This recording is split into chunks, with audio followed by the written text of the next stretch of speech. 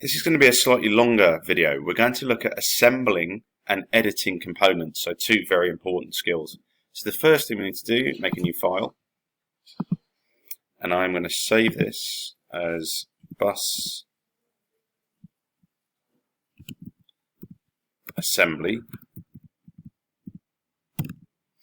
Okay, that's saved, so I can drag my first component in, which is the bus body, and that should just come in nice and easily. And there we are, and that's, I don't want to move it, I'm happy with the position of that, so that's okay. And I'm just going to zoom out a little bit so I get a better view. Great, so that's the bus body in place. Now I'm going to bring in the axle.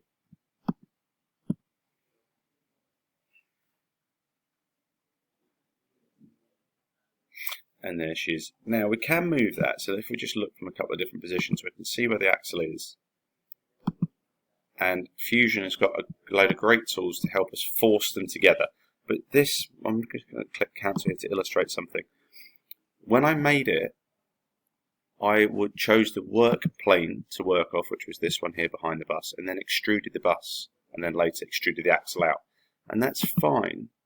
And you can see that they nicely line up along the plane, which is marked in green. The trouble is I want the axle to be exactly in the centre, and that's a little bit tricky. We could figure it out some maths, but we can actually just go back in and edit our original components to make our life a whole lot easier. So I'm just going to save this, and then I'm going to go back to bus body and edit here. Now we've not talked about editing before, but it's an incredibly powerful tool in Fusion, because you have down the bottom here the tree, the stuff that we've done. It's kind of almost falling off our screen a little bit. So if I just minimise, you can probably see it more clearly. There, the tree that's down there at the bottom.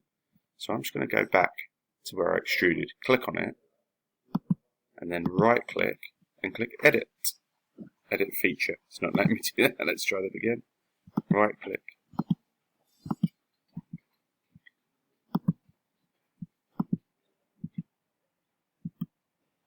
Edit feature's got it this time.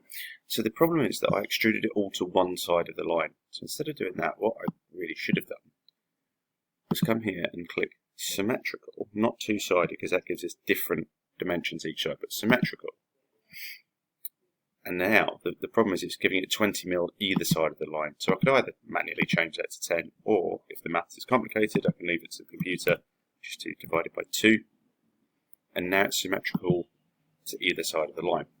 So if you save that, it's going to automatically update any file that depends on it. So the bus assembly depends on it. You can see the bus body is updating here.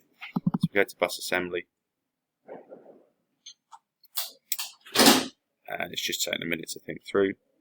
And it's saying here it's got a conflict warning that it's not updated, so just give it a second to update, and we'll see that the bus body will actually move across in just a second once it's updated. If I force the update up here, that's going to make the bus body move in just a second. It's taking a little bit of time because we've got a little bit of internet delay, but you can see here the wheel's thinking.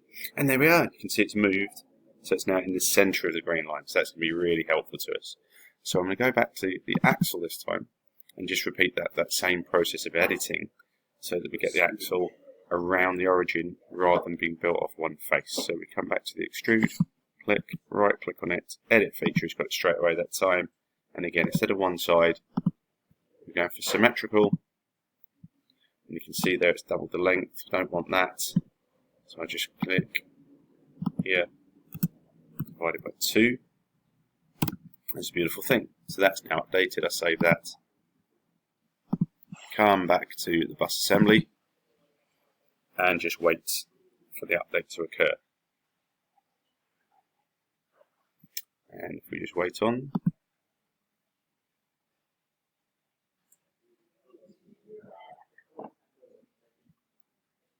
because this is all cloud-based, so it takes a little time to render.